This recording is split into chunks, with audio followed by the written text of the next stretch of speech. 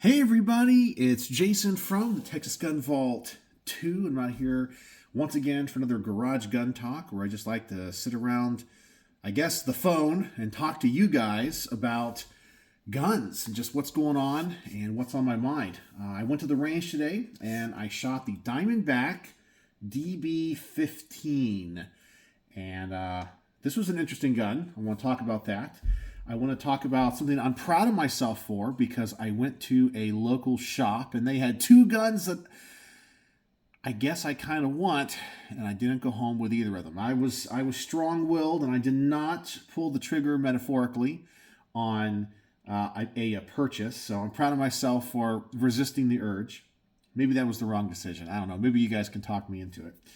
Then I want to talk about a really weird comment I got on my video yesterday, and I think that's really about it. So let's talk about the DB-15 first, okay? So this is an AR-15 that is on loan to the channel from Colin, and he lent this to me, and he had kind of modified it a little bit, where he put in, I believe it was a Noveske trigger. He had a light on the front. He had a angled foregrip and a different stock on it. But he said I could put it back to its stock configuration for the review, and that is exactly what I did. So I put in the stock trigger and took off all the other accessories and put on the original stock. And normally when I do these AR-15 reviews, especially if they're in the, let's just say, the affordable side of them, normally they work fine. Like they're just what they are, you know. They're a decent rifle. I mean, you can get a respectable, reliable, functioning, decently accurate AR-15 for what, $400, $500? You know the Palmetto State route and all that kind of stuff. And generally, they all kind of shoot the same. They work. They have the same manual of arms as an M4. There might be a little thing here or there, option-wise, either like or don't like, and so forth.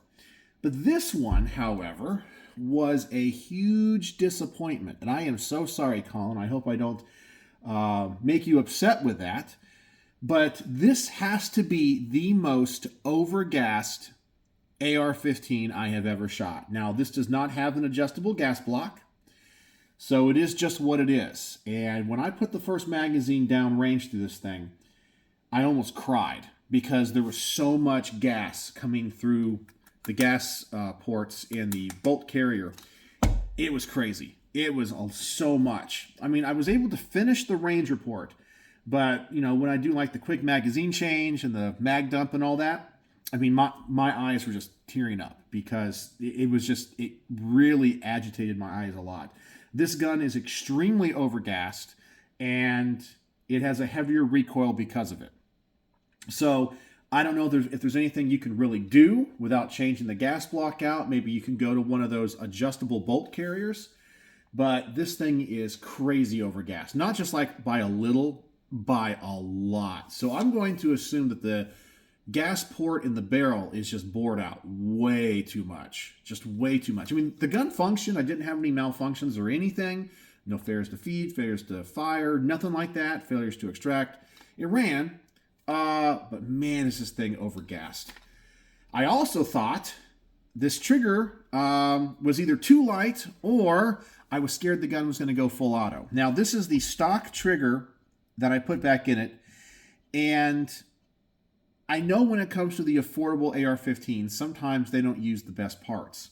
So I was putting, actually in the first magazine down range, I had one where I kind of shot like a double tap and went ba-ba. And I was thinking to myself, okay, maybe I rode the reset and maybe this is a lot lighter reset than what I was thinking it would be. But then at the very tail end of the magazine, I had like 2 or 3 go off and went ba-ba-ba-ba. And I was like, that's not right.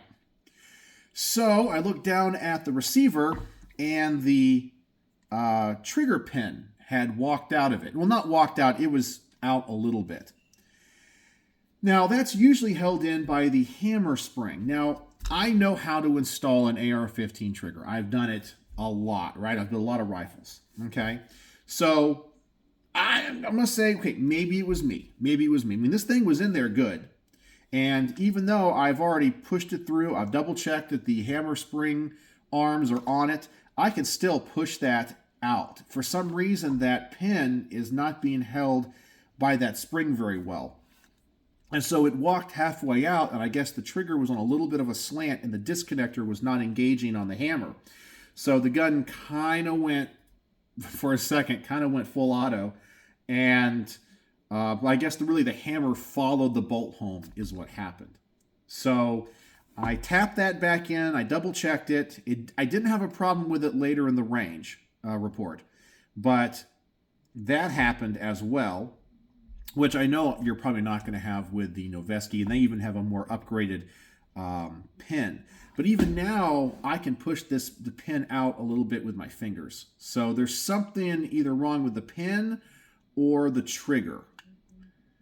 The stock, extremely uncomfortable. I understand why Colin changed this thing out. This looks like a standard M4 stock, but the back of this thing is aggressive. That is like an aggressive one, more than usual. And with that extra recoil with the overgassing, that kind of bothered me a little bit. But the gun was accurate. It ran. And that was my experience with it today. And so I got to clean this thing up. I'm going to do a range report on it. There's some things about this gun I like. I think the finish is nice. Oh, yeah, one other thing. I know I sound like I'm a big complainer today. This handguard is way too thin for this barrel, and this handguard gets really hot. So after about 60 to 80 rounds, this thing was hot. I had to start doing the magwell hold because it was so hot. But yeah, this one kind of surprised me in a negative way. I kind of thought it'd be okay. And I sure hope I don't make Colin upset, you know. I was going to give honest opinions in these range reports, and that's just my promise to everybody. So that's what I experienced today. Do you guys own one of these DB-15s, and what do you think? Well, I got to get cleaning this thing up. All right, let's talk about going to the gun shop today. I happened to go to the gun shop because my wife's shooting glasses are getting kind of scratched up. She's used them enough, put them in and out of the bag, and it just got scratched up. I was like, let's go down to one of the big box stores and just buy yourself some new glasses. So I went down there, bought her some new glasses. She had to have pink ones. And while I was there, I kind of perused the gun selection, you know, and it's in a place I normally don't even look anymore because their prices have gotten so high, I think, comparative to what you can get online. But there were two guns there that really interested me. I want to talk about them and see what you guys think, okay? The first one I saw was a Glock 40 Gen 4 MOS. Now, I don't own any guns in 10mm. I've reviewed a few guns in 10mm, and I understand a lot of you guys think 10mm is the best millimeter, as they say. It's a powerful round. And that Glock 40 is like the Glock 20, but longer barrel. So it's kind of like a competition/hunting gun, even though I'm not a hunter. But it has the MOS. I'm kind of interested in that.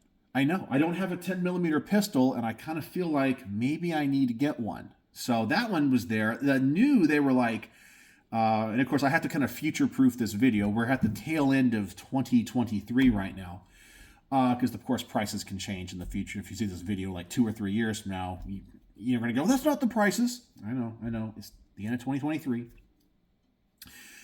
I think they had one new for like $590, and they had one used for like $490. And the one that was used didn't even look like it had been used at all. I was real interested in that. The other thing they had was a SIG M17, one of the ones that was issued to the military with a certificate of authenticity, has the box, all the paperwork. That one's obviously a little bit more. We're talking, I don't know, $1,500. But I have the commercial M17, I have the commemorative M17, I have the surplus M17 that was never entered into the U.S. Army, but it'd be cool to have the one that was. So then I kind of have like the complete ultimate M17 collection. And I looked at that thing, and that one was actually in really good shape. You know, because a lot of times when they got issued in those trials guns, they got beat up pretty bad. And this one was actually in pretty darn good shape. man, I wanted that. My wife said I could have gotten it. She says, go get it. But I was like, no. And no. I didn't do it. I was real proud of myself. I didn't pull the trigger on that one. I'm going to go back and look at it again. If it's there, maybe it's a sign. If it's not there, it means I wasn't supposed to have it. So what do you guys think about those two things? Was I a good boy and not spend the money? I had permission. Let's talk about a weird comment I got on my video from yesterday where I talked about how I thought I found a silencer at the range, which in actuality it turned out to be one of those Surefire Warden muzzle brake comp flash deflectors or whatever. And I said, or I asked the rhetorical question. I said, well, if it would have been a real suppressor, and the situation I was in being after hours and all that kind of stuff, what would you have done? It was a rhetorical question because there's no real right answer, in my opinion, because if I would have left it there, whether that be because out of fear or left it there out of legal reasons, I feel like I would have been responsible if it would have gotten into the hands of somebody it shouldn't. And I would feel bad if the actual owner of it never got it back. Okay, so that's the big negative on that one. And I had nobody I wasn't like going to call the ATF or anything or law enforcement, have them come out and do it. But I couldn't turn it in because the range was closed. It was after hours. So if that would have been the case and I found a suppressor, what would I have done? If I would have left it there, I could be guilty of, having someone else's property taken from them and getting in the wrong hands. But then if you take it to hold on to it with the intent of returning it, keeping it for safekeeping, because I don't have access to a locker, nothing there at the range. What do you do legally?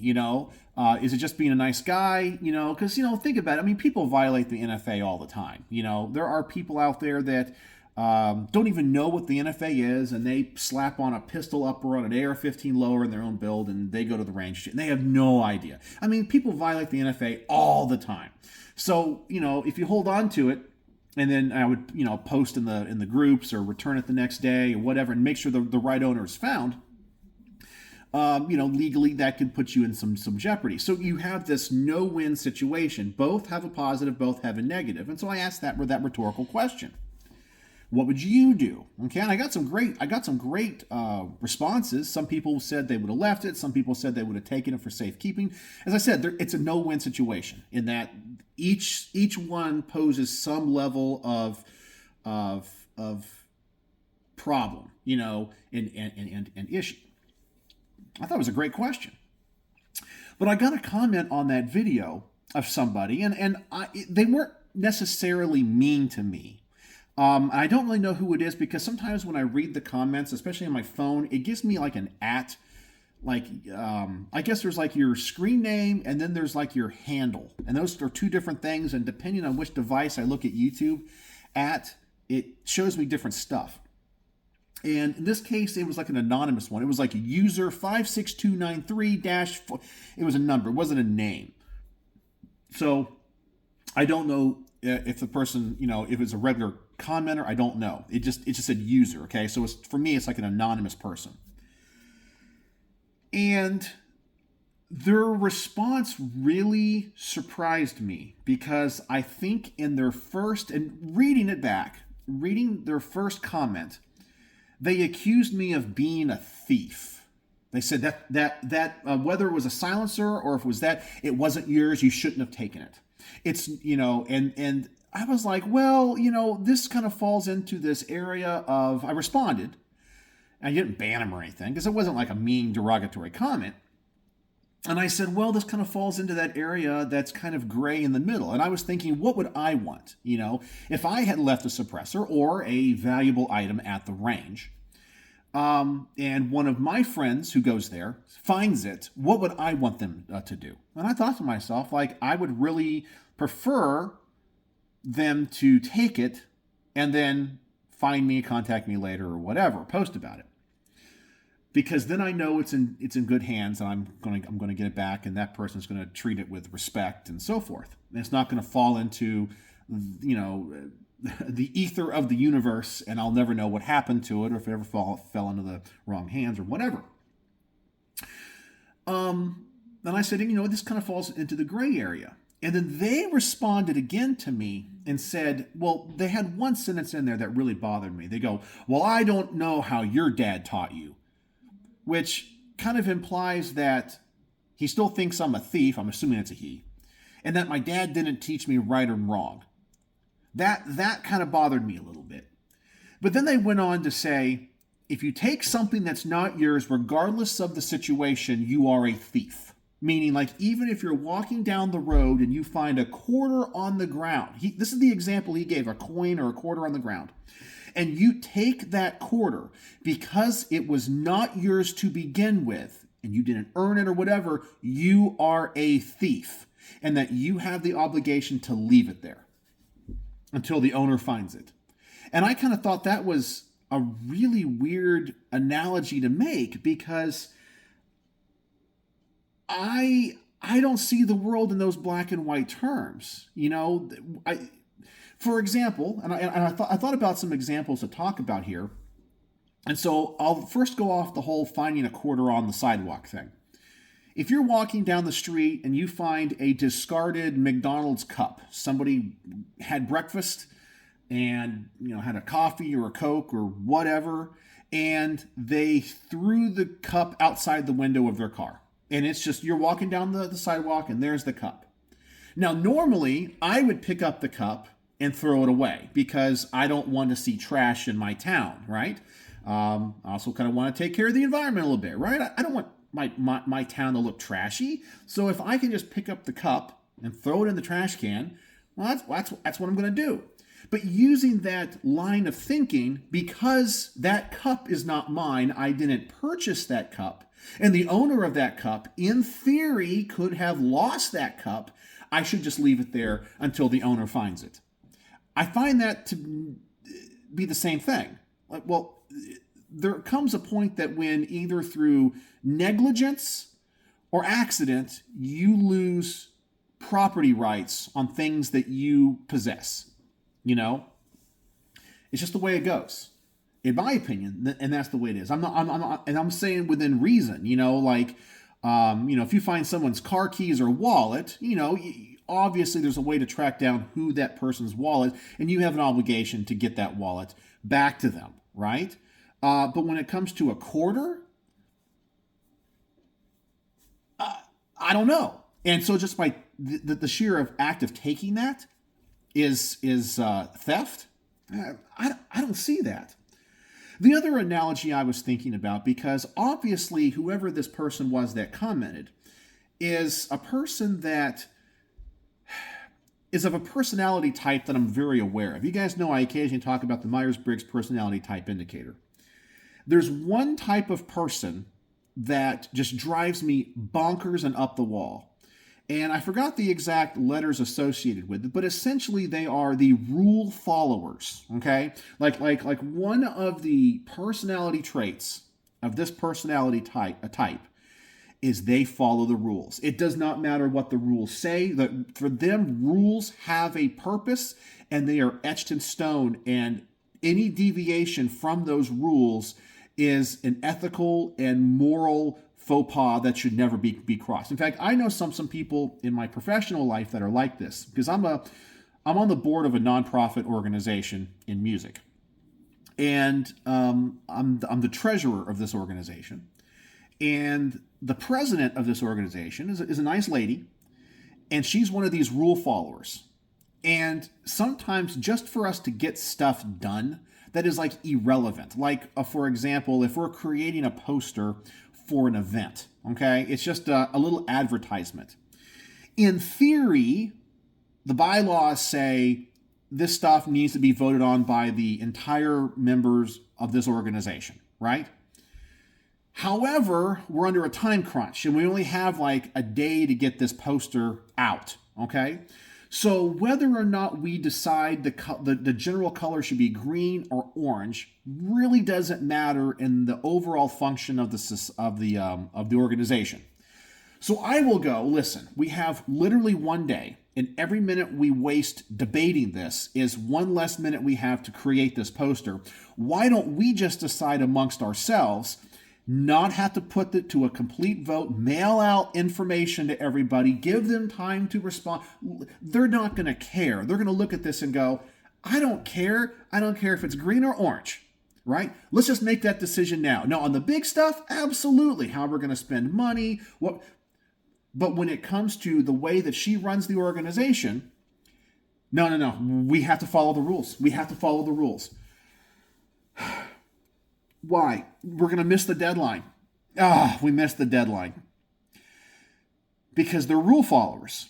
Rules are there for a reason, but I'm not saying that all rules are set in stone. And I think a good example, and I would like to ask this person that commented, that essentially called me a thief, and even though I have returned the item to the range, and I have posted about it to the groups of the people that go to the VIP range.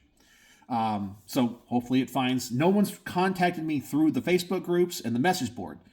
But maybe the range will find it. Okay. But this person called me a thief and I guess accused my father of not teaching me right from wrong.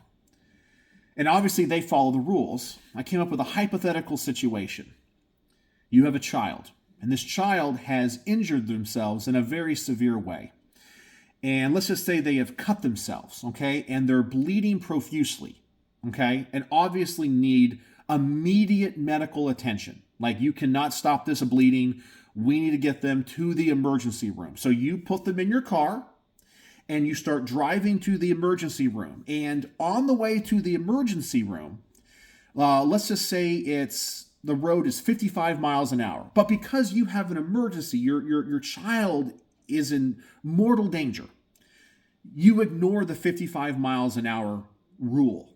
And you're speeding like crazy to get to that ER because there's blood everywhere. A cop pulls you over. Okay, of course, you stop. And this person, I'm assuming, thinks it would be okay for that police officer to come up to that situation, to look in the car, to see a child bleeding, probably screaming in pain, and you explain to them, they cut themselves, I got to get them to an emergency room. If you want to follow me, that's fine. I need to get there fast so we can save them. But I guess this person would think it is the duty and obligation of the cop to go, you went faster than 55 miles an hour. Tisk, tisk, tisk. Didn't your dad teach you better? Well, while your child is dying in the back seat of that car, I'm going to go write up this ticket because tisk, tisk, tisk, you're a bad person and you don't know right from wrong, because that's the rules of our society. I mean, the rules don't say, the law doesn't say, oh, you're allowed to speed in case of an emergency. It just says this is the speed limit. But common sense and discretion play a role in the enforcement and interpretation of law, right? I think we all agree with that. And we can come up with a plethora of scenarios where discretion and common sense play a role. Yes, the law might say this, but in the immediate circumstances of an emergency, maybe we can bend that rule a little bit. You know, and I think a lot of us would go, yeah, that makes complete sense. I mean, obviously going faster than 55 miles an hour is illegal. You shouldn't do it. It's dangerous and all that kind of stuff under normal situations and conditions. But having a kid dying in the car, I think, is one of those situations. But I think that person, and I want to ask that person, would they be a rule follower? And would they be proud of that cop because their dad taught them right? I don't know. That was a weird comment. And obviously that person is of that personality type where they got to follow the rules. And I don't understand that, because the world is not black and white. It's not black and white. Almost everything we do is in the gray area. Everything we do is in the gray area. Some things are real close to white. Some things are real close to black.